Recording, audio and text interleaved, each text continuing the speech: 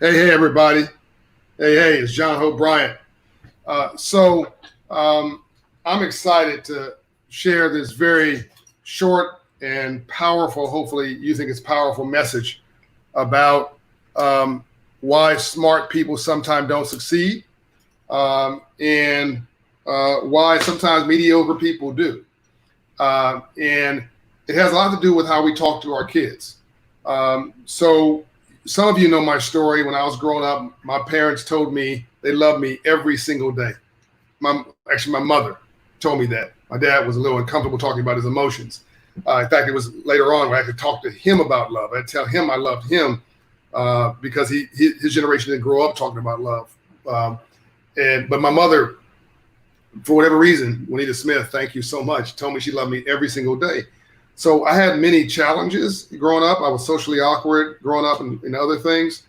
I used to talk to myself. I used to twirl a pencil around the neighborhood in Compton, California, get in my own little dream world, which maybe accounts for some of my creativity and why I'm so comfortable in my own little world, where my creativity exploded in my head. But my mom told me she loved me, and I believed it. And so I had high self-esteem.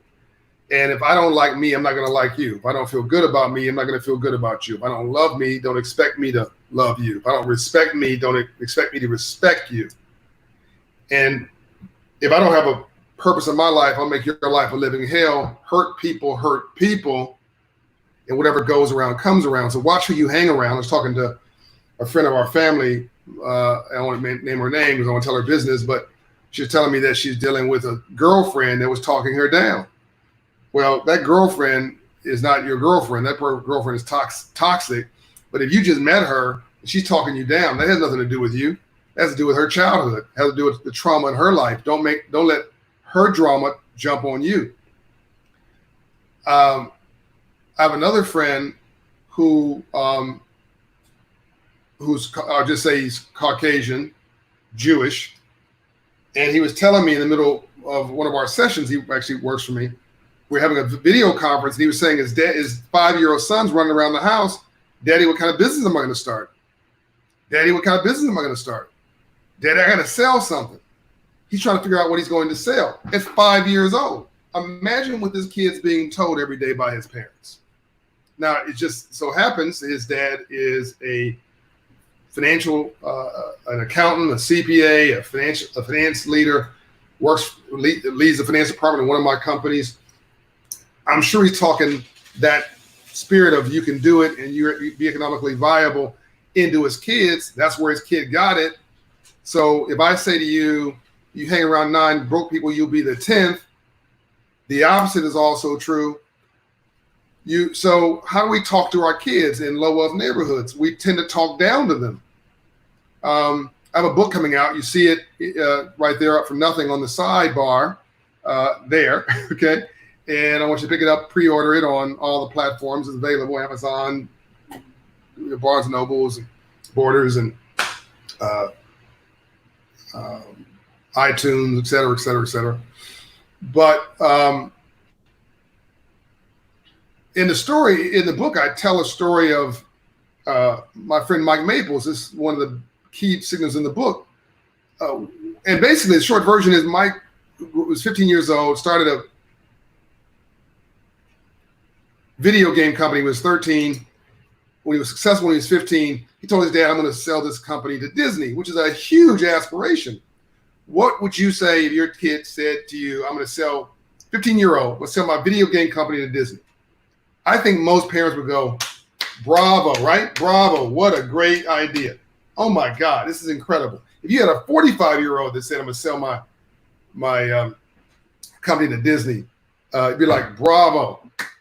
Mike Maples' father said, I'm disappointed in you. I'm upset with you. That's not how we roll in this family. Huh? I'm sitting there at breakfast like, what? Break this down for me. Mike Maples' father, who is, by the way, number 3 at Microsoft under Bill Gates. So I'm talking about a guy who's had outside success. If you're using Microsoft anything, any product, any software, Mike Maples' father created it. He was president of the software division. So he said, my son, my family, We don't talk about using our company to sell to Disney. We talk about using and building a company to buy Disney. The kid's 15. You know what that kid's doing today? He's one of the top 10 venture capitalists in the country. Okay?